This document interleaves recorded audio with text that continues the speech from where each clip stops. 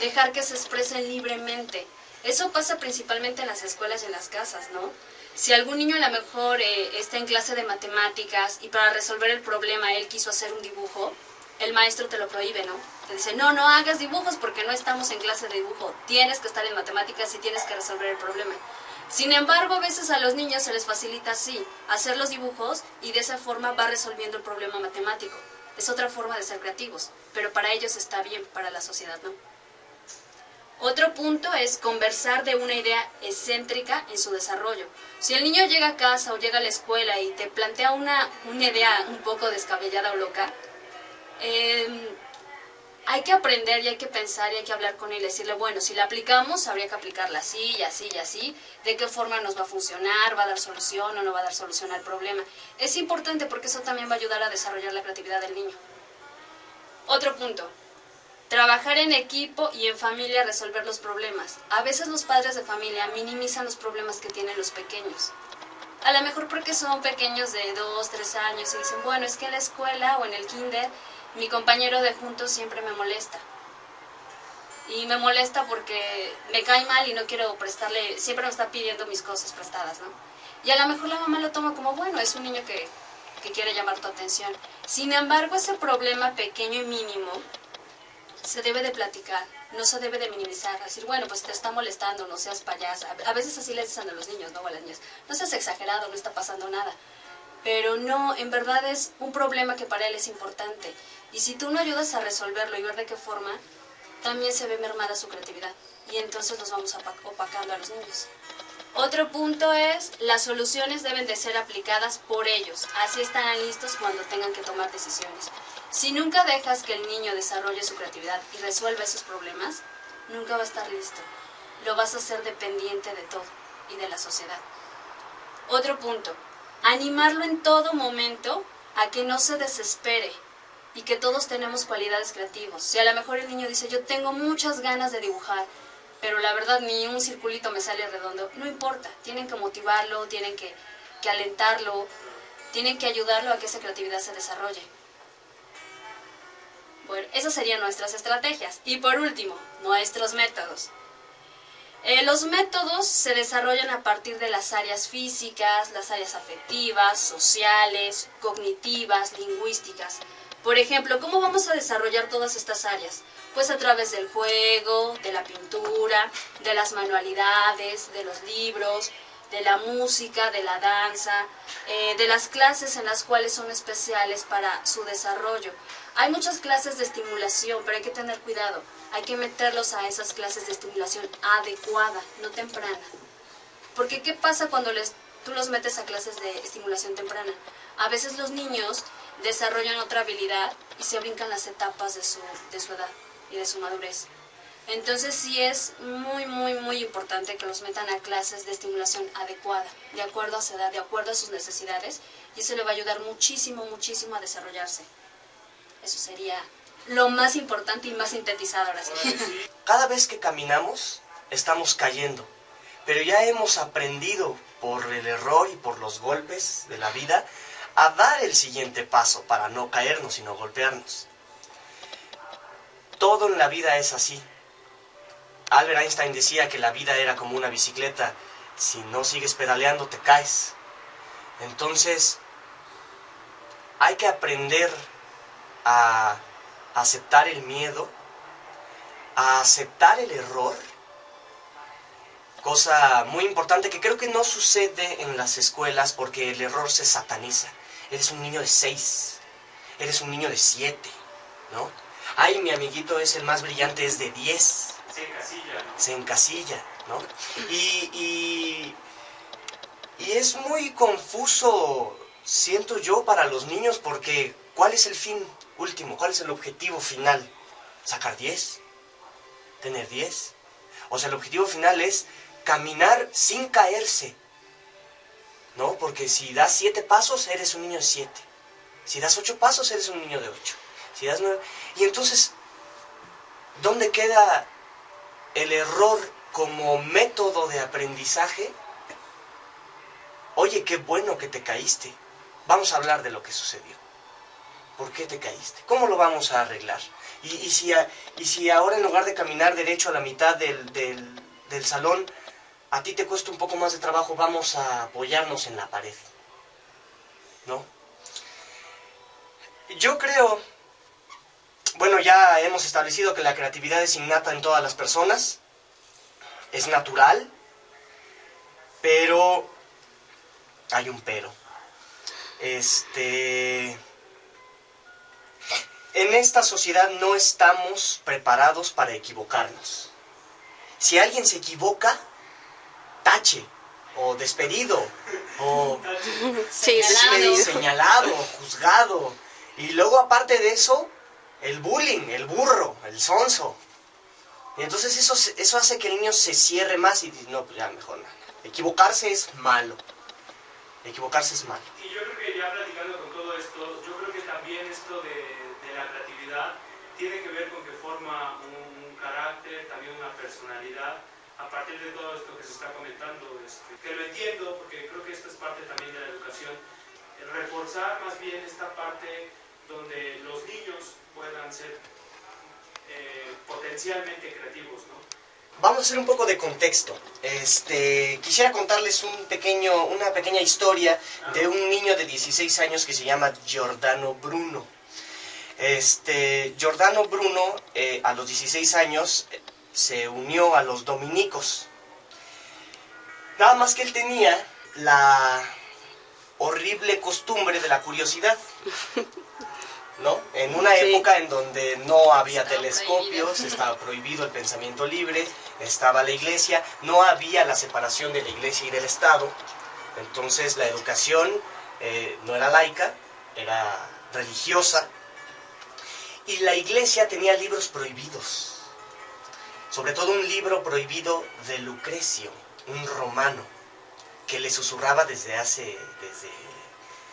años, ¿no? A través de los libros, cosa maravillosa que son los libros, porque son personas que nos susurran aquí y ahora cuando lo estamos leyendo. Giordano Bruno, a través de la lectura de Copérnico, que fue el que primero pensó en decir todos están equivocados, el Sol no gira alrededor de la Tierra, no tenemos un sistema geocéntrico, sino todo lo contrario, es heliocéntrico.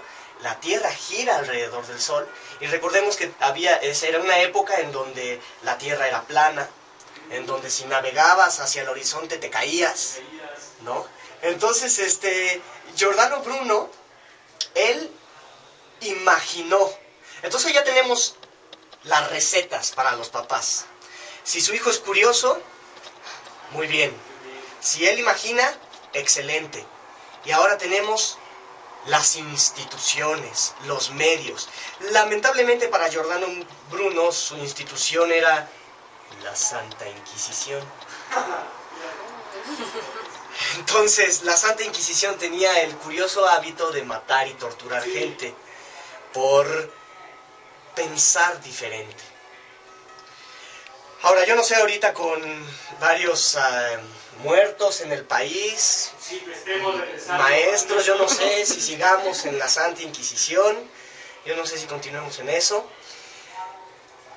Él pensó más allá de Copérnico que no solamente era la Tierra que giraba alrededor del Sol, sino que el Sol era una estrella de miles de millones en un cosmos enorme, y les decía a los luteranos, a Martín Lutero, que es el que más se enfureció, que su cosmos, su Dios era demasiado pequeño, habría que abarcar una visión más grande.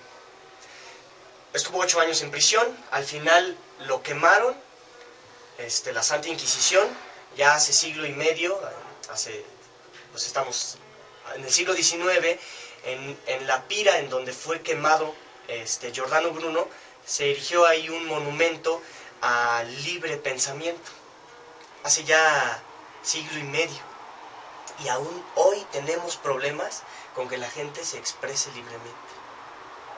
Entonces hay que tener memoria, yo creo, y sobre todo a los papás que nos estén escuchando, amor.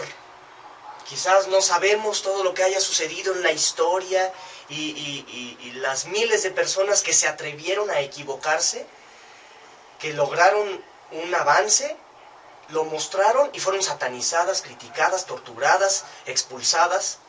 Si su hijo tiene una idea, por más loca que sea, ámenlo. Y eso va a ser mucho.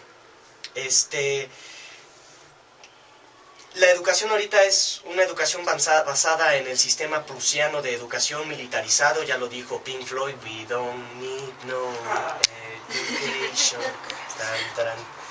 ¿No? Habría que dejar de ver a los niños como un proceso, un producto que hay que sacar licenciados y estarlos echando al mundo, ¿no? Yo creo que hay que cambiar, no hay que estandarizar la educación, hay que subir los estándares de la educación. No sé si habría que juntar el sistema de vales de Chile. María Montessori decía, sigan a los niños, amen a los niños. Yo creo que hay una frase, no me acuerdo de quién es el de Santa Sangre. Él pone un ejemplo y dice, llega el niño con 6 en matemáticas y con 10 en artes. ¿Qué hacen los papás cuando...? No, maestro, no, pues... Complicado. Sí, o sea, como la Santa Inquisición. A ver, chamaco, malos pensamientos, ¿por qué diriges tu tiempo hacia algo que no te va a dejar nada bueno? Exacto, ahí te vas a caer del horizonte. Recuerda que la tierra es plana, recuerda que te vas a caer si estudias arte o eso. No.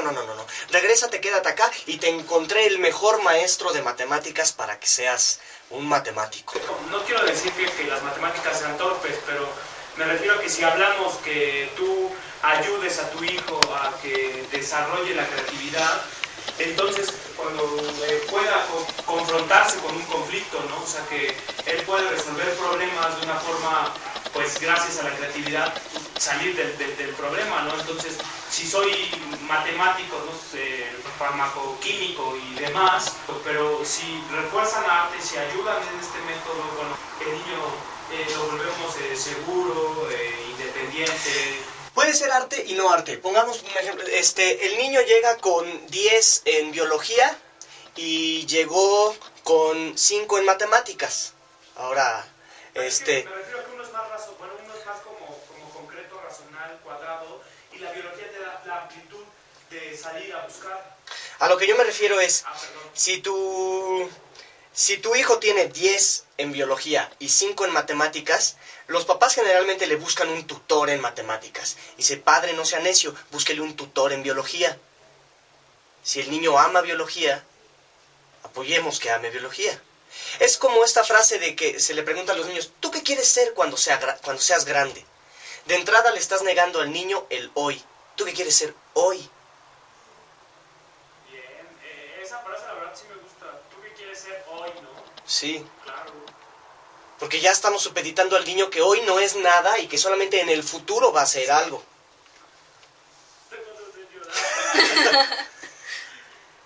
Y pues yo creo que hay muchas cosas que hay que hacer.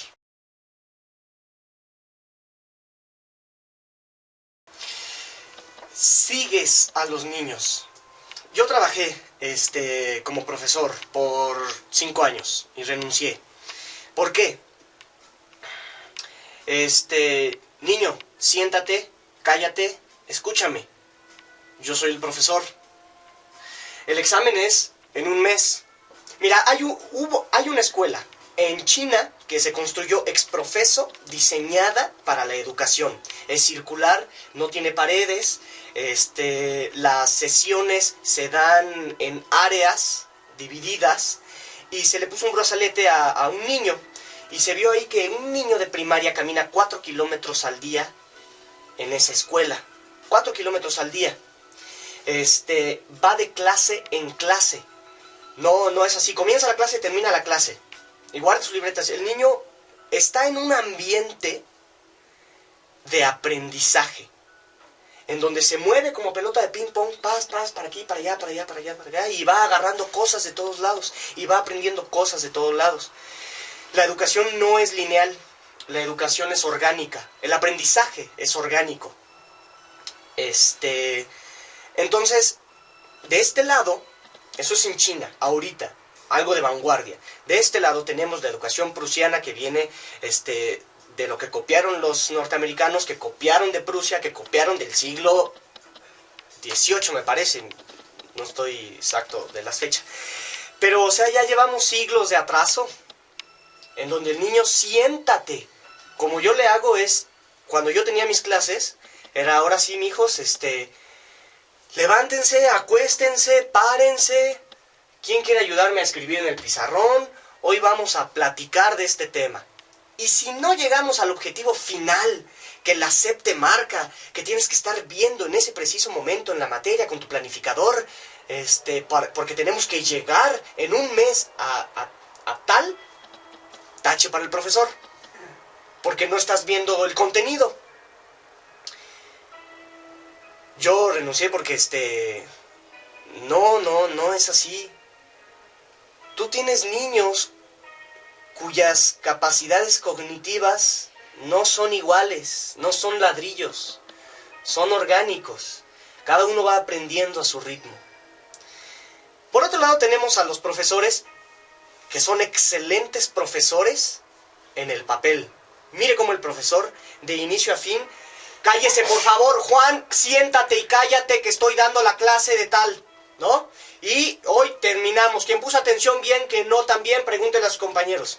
Si tú estás como profesor dando una clase en donde tú como profesor se supone que tienes que enseñarle al niño y el niño no está aprendiendo, ¿cuál es el punto de dar la clase? Si tú estás dando tu contenido ahí y el niño está aburrido, no está poniendo atención y no está aprendiendo, ¿cuál es el punto de dar la clase? Ahora, si el punto es que a mí, profesor, no me regañen y yo dé mi materia y yo firme en el acta que di mi clase y Poncio Pilatos y me lavo las manos y al final pongo el examen, ¿cuál es el punto? ¿Reprobar, niños? De manera particular, el punto es propiciar la creatividad y el aprendizaje de los niños. Si no estás haciendo eso, no eres un maestro, no eres un docente. No puedes ser un profesor que está ahí dando su clase, cubriendo la currícula, pero si tus alumnos no están aprendiendo, ¿cuál es el punto? Y entonces tenemos otros métodos muchísimo más antiguos, que son los griegos. Una escuela que era la escuela peripatética, que significa aprendes mientras caminas. Aprendes mientras estás en el entorno, viendo las cosas. Lo importante aquí, lo trascendental es darnos cuenta que estamos aquí y que estamos ahora. Que no estamos hace 2 siglos. Y sobre todo, muy importante, por más que pretendamos enseñarles a los niños sobre el futuro, no tenemos la más mínima idea de cómo va a ser el futuro. Un ejemplo, yo recuerdo que a mí me enseñaron computación y yo reprobé computación, ¿sí? Cuando era mi caso era el ordinario, el primer examen, luego el extraordinario 2, el promoción 1, el promoción 2, yo los recorrí todos como un maratonista. Y no eran más que el ordinario y el extraordinario era el ordinario más otras preguntas. Y así se iban sumando en computación. Hoy, así como Fox, hoy, nada de lo que me enseñaron en computación es válido. Nada de lo que a mí me clasificaron en ese entonces como un burro de 6 es válido hoy. Nada. O sea, si ponemos a un niño, ¿cómo podemos pretender decirle a un niño, este va a ser tu futuro? No tenemos la más mínima idea. Lo mejor que podemos hacer hoy es enseñarle al niño que el fracaso es excelente.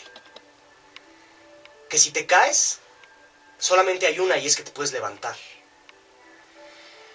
Que resolver problemas complejos, diseñar soluciones en lo individual y en lo colaborativo. Es lo mejor que podemos aprender. Y sobre todo hoy porque estamos en una generación en donde la tecnología y la información y la historia de la humanidad literal están en la palma de mi mano, con un celular inteligente. Aquí está.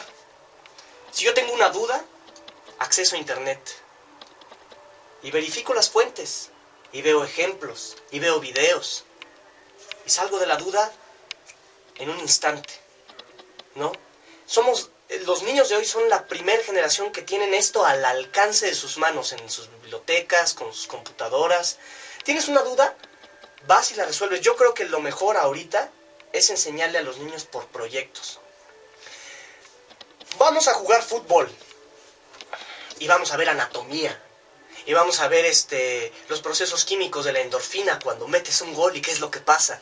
El ángulo de 90 grados ahí en la cancha, ¿no? La dinámica y el cálculo de la pelota, cómo cuando va girando con el gol olímpico se mueve la trayectoria y no es lineal, la pelota hace una curva, ¿no? Ese es un gol olímpico. Vamos a estudiar qué pasa con las matemáticas ahí y sobre todo, niños, en 5 minutos vamos a ir a jugar. Sí, claro. Pues sí, esto es bastante interesante, por eso es que nos gustaba mucho que estuvieras aquí compartiendo en esta mesa esta información. Y es que yo creo que así tiene que ser, porque tú vas y le dices, vamos a hacer ahora teatro, ¿no? Que es lo que tenemos nosotros cercano, que somos licenciados en arte dramático. El teatro es una hiperventana a la realidad, porque podemos ser doctores, podemos ser abogados, podemos ser arquitectos, podemos ser lo que querramos ser. Y cosa muy curiosa, tenemos a nuestros kindergardianos, y entonces vamos a jugar con los cubos, y ahí están nuestros niños chiquitos jugando con los cubos, y viendo y aprendiendo la gravedad, y se caen, no de manera innata. Si yo agarro esto así, veo de manera kinestésica y propioceptiva que lo que estoy construyendo se va a caer. Y luego viene la primaria y ¡zas! Les quitamos los cubos. Y ¡zas! Les quitamos la arena en la secundaria. Y ¡zas! Les quitamos todo con lo que puedan construir, y en la universidad queremos que sean arquitectos. Esa es como la peor realidad, ¿no? Que de momento nos vamos, lo que platicamos, ¿no? Vamos nosotros fomentando a que se llegue eso, a un producto que de momento no pueda terminar como un proceso natural de dar fruto, ¿no? Sino lo queremos forzar a que sea algo que nos sirva, que de momento al final es algo raro y no sabemos qué onda, ¿no? Yo, desde mi punto de vista personal, los exámenes no sirven de nada en el futuro. Son excelentes metodologías para saber cuánto sabe el alumno hoy en el presente. Esta materia se llama ruedas. Y en kinder vemos cuatriciclos. Y entonces el niño de kinder agarra su cochecito y tiene 4 ruedas. ¡Ay, pero no dio bien su vuelta a la derecha! Es un niño de 9. Bueno, pues felicidades, pasó con 9. Ahora que siga a la primaria. ¿Y por qué nadie dice, terminemos de enseñarle a dar vuelta a la derecha? Claro. Terminemos de enseñarle a dar vuelta a la derecha. Y entonces pasa a primaria y dice, bienvenido, mijo, ahora tienes tu triciclo. Y entonces el niño va bien y falla otra vez a la derecha porque va cargando su falla de dar vuelta a la derecha. No, sí. Su proceso, y ahora es un niño de 8. Porque no terminó de aprender eso. Felicidades, mijo, panzaste con 8. Y ahora vamos a la prepa, en donde tienes tu bicicleta de 2 ruedas. Y ahí es donde se cae. Donde da vuelta a la derecha y se cae. Ay, es que mi niño cuando crecía era de 9, era de 8 y ahora es de 7. Y se vuelve a caer. Y ahora va a la universidad en donde le dan en monociclo. Y no puede. Y es que yo no soy bueno en matemáticas, y es que yo no soy bueno dibujando, y es que yo no soy bueno en historia, y es que yo no soy bueno en esto, yo no soy bueno en otro, yo no soy bueno en aquello. ¿Por qué? Porque la educación está basada a pensar. Y cuando sumas la currícula escolar de los niños, lo único que tienes es un queso con un montón de hoyitos. Claro. Y eso es lo que hace el sistema de educación prusiano, en donde tú vas pasando de generación en generación, pase y pase y pase y pase, y lo verdaderamente fundamental es que y el aprendizaje del niño, ¿dónde quedó? En las reformas educativas. Quiero leerles un cuento de Rudyard Kipling, es rapidísimo, no es un cuento, es el final del cuento. Y el final del cuento dice así: tengo 6 servidores honestos y fieles, quienes me enseñaron todo lo que sé. Sus nombres son qué, cuándo, dónde, quién, cómo y por qué. Los envié por mar y tierra, los envié por este y oeste. Y luego de que trabajaron para mí, un buen descanso les di. Los dejo descansar de 9 a 5, porque ocupado estoy entonces. Y también al desayuno, al almuerzo y a la hora del té. Porque son unos muchachos hambrientos, pero no todos piensan igual. Yo conozco a una pequeña niña. Ella tiene 100 millones de servidores que no tienen descanso jamás. Ella los manda al extranjero, a los libros, hasta al internet, para que se ocupen de sus asuntos. Desde el momento que abre sus ojos, tiene 1 millón de cómos, 2 millones de dóndes y 7 millones de ¿por qué?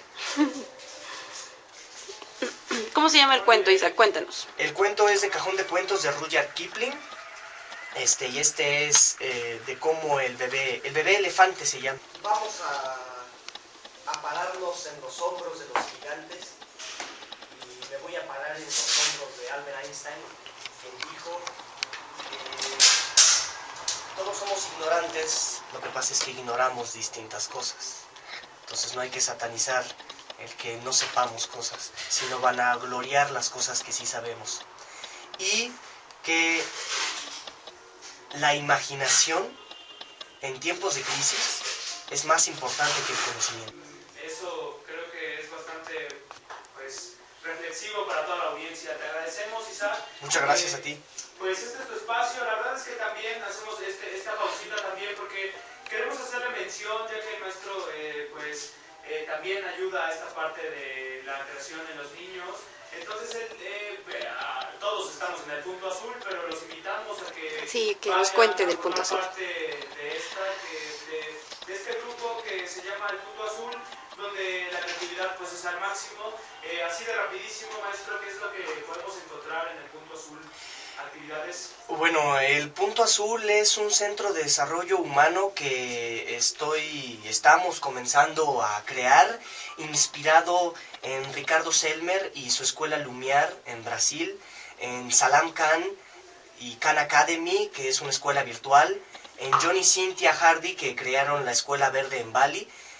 Son alternativas de educación, y el Punto Azul, lo que personalmente yo quiero es fomentar la creatividad física, la creatividad científica, la creatividad cultural y ambiental y de contribución social para los niños.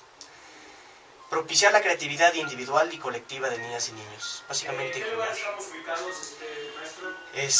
Estamos trabajando en la 4 Norte 1208, Centro Histórico de Puebla, junto a un hotel. Y hay una cafetería que se llama Noyolo, que es orgánica, y ahí también se dan clases de yoga, cooperación voluntaria, una petición de 20 pesos. Si no pueden, pues menos. Lo que se trata es compartir, colaborar. ¿De qué horario encontramos abierto, ya que estamos aquí en el café? ¿En qué horario? Abrimos a las 3, las clases de yoga son todos los días a partir de 7:30, y estas actividades para niños voy a poner toda la información en el muro, en el Facebook Centro Punto Azul, porque estamos comenzando, y estamos comenzando con entusiasmo y valor. Entonces, les haré yo llegar la información tal cual va a ser, porque estoy acomodando los horarios, y pues muy emocionado y muy temeroso también, y con ganas de equivocarme bastante. Pues sí, eso esperemos para que desarrolles más creatividad. Oye, maestro, nada más repítenos, ¿dónde te podemos encontrar? Centro de Desarrollo Humano Punto Azul. Mi nombre es Isaac Hernández Díaz. El teléfono 246-0641, y está en la 4 Norte 1208, en la página de Facebook Centro Punto Azul. Bueno, muchísimas gracias.